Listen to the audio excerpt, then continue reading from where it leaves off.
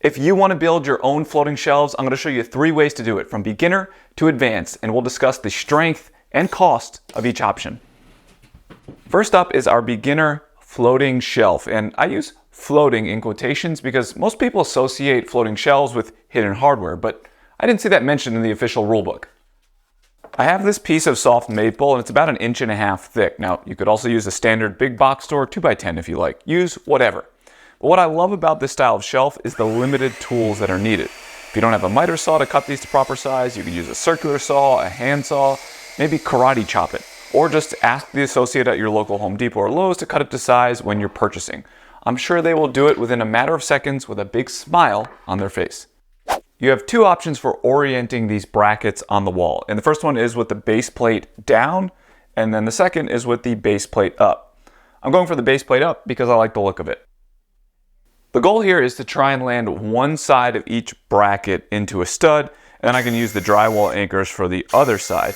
That will give me 4 total screws in studs for each one, which hopefully is enough. The green tape on the wall was simply for me to visualize where I wanted these shelves to go, and they also double as a nice place to mark without drawing all over your wall.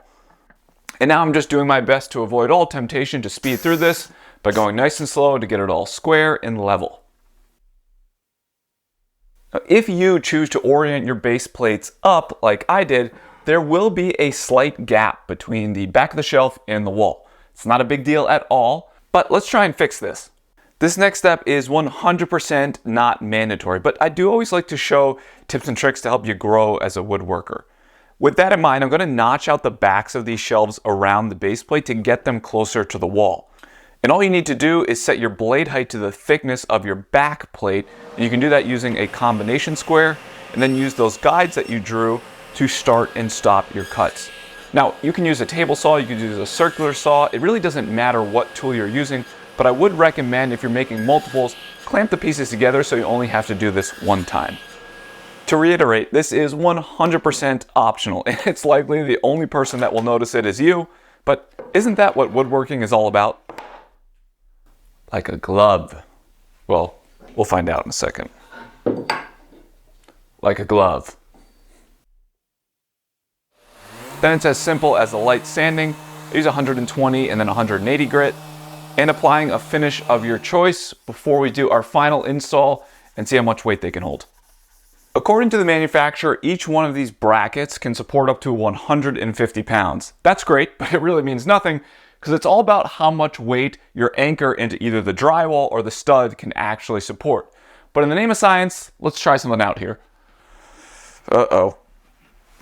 Oh God, is that what an ab muscle feels like? Oh, jeez. Oh, there you go. Now you can insert your jokes about how light I am, how weak I am, but it held me up just fine. Now, I'm not sure I would put that much weight on each one of these shelves, but since I have 4 screws in each of the studs, I feel more than comfortable leaving upwards of 50 to 75 pounds on each one of these, no problem. Or less than a quarter of that, because let's be honest, these shelves are nothing more than upping our Pinterest decor rating to match my son's bulldozer bed that I built for him. If you like the look of these thinner shelves, but you truly want something hidden, well, you're in luck because my daughter was quite offended. She didn't get any shelves of her own, which brings us to our intermediate version.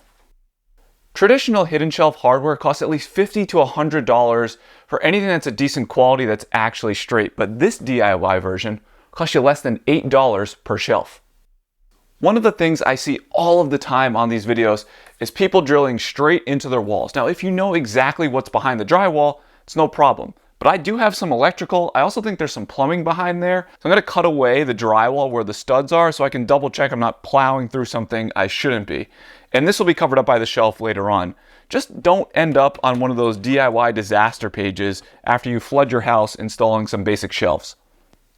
All right, we've got our drywall cut away, and notice that I trimmed also to the side of the stud so I could see if there is any wiring going through, but thankfully we were in the clear. And now I need to drive these ridiculous 1/2-inch lag screw, and we need to send it into the center of the stud at a perfect 90 degrees. Now I saw this idea from Brad at Fix This Build That, and it's pretty clever. Use a doweling jig, which will keep the bit perpendicular to my wavy wall. This is a 3/8 inch bit, by the way. And just so we're clear, I always get a touch nervous when I start doing something like this. While we're on the topic of feelings, I want to talk about some personal things that I've been dealing with lately. It's been almost a year since I started working on this channel full time, and there are days where it seems like everything goes wrong, and then a video flops, and I'm wondering if I'm even cut out for this. And I found having someone who is actually qualified to talk through that with me has been seriously fantastic. And that's where the sponsor of today's video, BetterHelp, comes in. Right now, you can take advantage of 10% off your first month by clicking the link in the description. They have over 300,000 licensed therapists in their network that you can be matched with based on your needs and preferences. To get started, simply fill out a questionnaire about the challenges you're currently going through and what kind of therapist you'd like. You'll be matched within 48 hours and then just schedule a time that's convenient for you. It's pretty easy. So join the over 4 million people who've used BetterHelp to start living a healthier, happier life. Click the link in the description or visit betterhelp.com/LincolnStreet. And clicking that link helps support this channel, and it also gets you 10% off your first month of BetterHelp, so you can connect with a therapist and see if it helps you. All right, back to the shelves. Now that I have these 3 holes drilled, I can sink these ridiculous lag screws into the studs, and if this fails, I'll go find Dracula and kill him or something. I don't know. I did make a mark 3 inches up on each screw to keep me from going straight through the stud and into the drywall and poking out on the other side of the wall. Not that I've done that before. Well, you've probably been asking yourself, all right, that looks cool, but how in the world are you going to slide a shelf over the heads of these screws? Well, first things first, I'm going to measure 5 inches off the drywall, and that 5 inches is 2 inches less than my shelf depth of 7 inches, and that seemed like the appropriate number of inches. I don't know, people. I'm just making this up as I go along. Now it's time to go all medieval and behead this lag screw on my mark. Use a hacksaw. An angle grinder is also fully acceptable here. But this looked like a fun tool. I'm going to give you a little hack here for marking out the locations on where to drill the corresponding holes into our board. Now I have the shelf centered exactly where I want it. And rather than mark the locations now, I'm going to shift this entire thing over half the thickness of my lag screw, which is 1/4 of an inch. And then I can simply use a square to mark the edge for all 3. But since I offset the board, those are actually the center lines. Pretty good, right? Gotta be a little impressed this dummy actually thought of that. I know I am. With my dowel and jig reassembled, I can use those marks to align everything and drill out 3 spiffy holes. Also, future John, this is John from the past reminding you to buy your own set of these Wood Owl overdrive bits because every time you use them, you can't believe how good they are, and then you can finally stop borrowing them from Izzy once a month. Buy them right now, future John. I did some off-camera sanding and finishing, and now it is time to tap this sucker home and hope to God it all lines up. I'd be really sad if it didn't. I almost forgot to take the tape off. Idiot.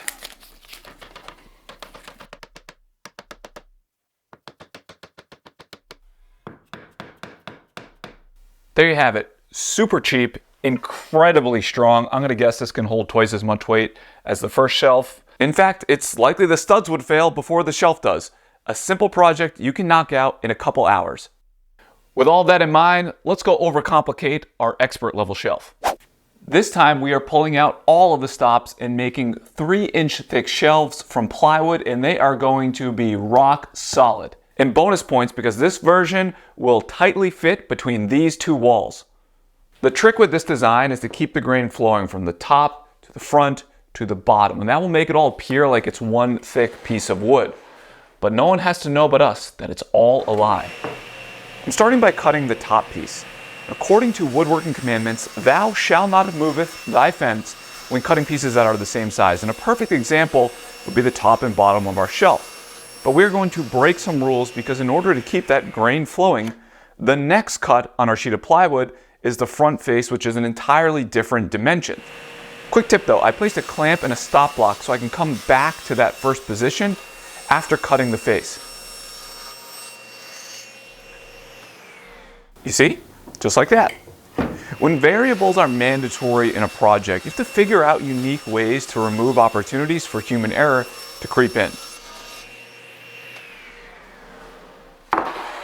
Okay, after some grunting and a likely sore back later, I have my tops, fronts, and backs. Also a good time to tell you I'm making 3 shelves.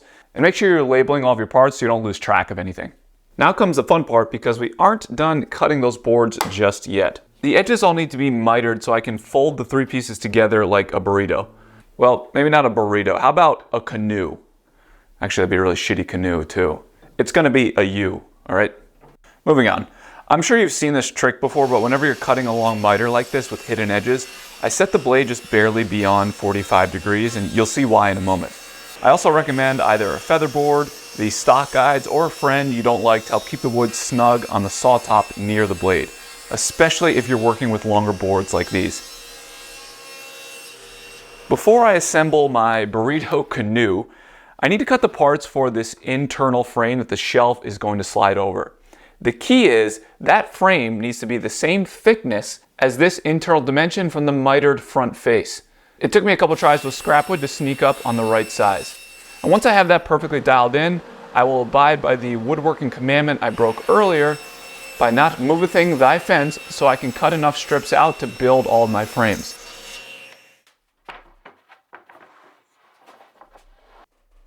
Here's the deal with mitered glue-ups. If your cuts were not dialed in correctly and there's variation from one board to the next, it can get ugly. However, if you took your time, your tools are set up properly, it can still get ugly. Maybe just a little less ugly. Let me show you some tricks though to avoid as much ugliness as possible. I prefer to use painter's tape to hold this whole thing together. Now I've seen other people who use clear packing tape, but it doesn't seem quite as rigid. Now I've also seen the heavier duty filament tape, but that's so strong you risk pulling the veneer off of your plywood. And despite me paying a small fortune for this plywood, the veneer is super thin, so we're not going to risk ripping it off. The nice thing about a miter fold like this is you don't need a lot of clamping force, and the weight of the shelves plus your tape will be more than enough. However, a good smattering of glue is required. If you're building with plywood, always apply a healthy layer, then come back a couple minutes later with more glue. And this is because that first dosage of glue gets absorbed by the plies.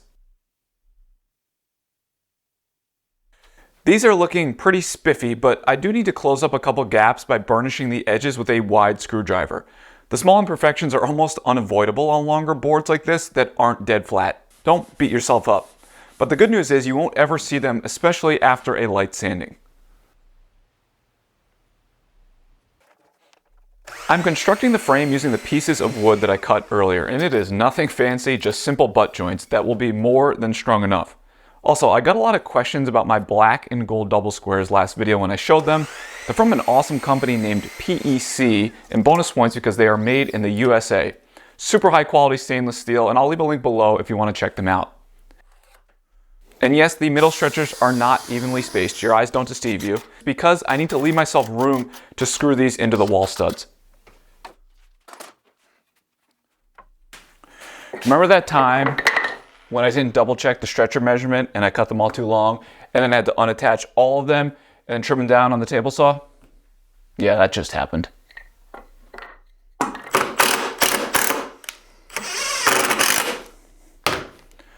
Zero out of 10, would not recommend. On a positive note, got pretty good at doing it. Welcome to my pantry room, laundry room, work in progress combo, and it is tight, so things are gonna get cozy between us. Now, first things first, the final frame needs to be attached to the wall, and there really isn't a magic to this other than double checking you are level side to side and front to back. And I'm not worrying about trying to hug the wall perfectly on both sides. A simple shim gets the job done, and then future John can worry about the out of square walls for the actual shelf. Now, you might be wondering why I didn't cut away the drywall.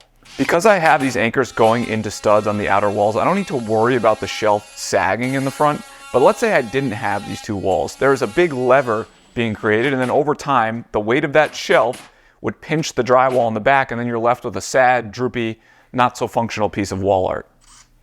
I'm also drilling a hole to run wires for an LED light on this bottom shelf. Now comes the fun part, fitting something rigid into an also rigid space that is not at all square. Now, this trick comes from Spencer at Insider Carpentry, and it's one of those mind-blowing moments for me.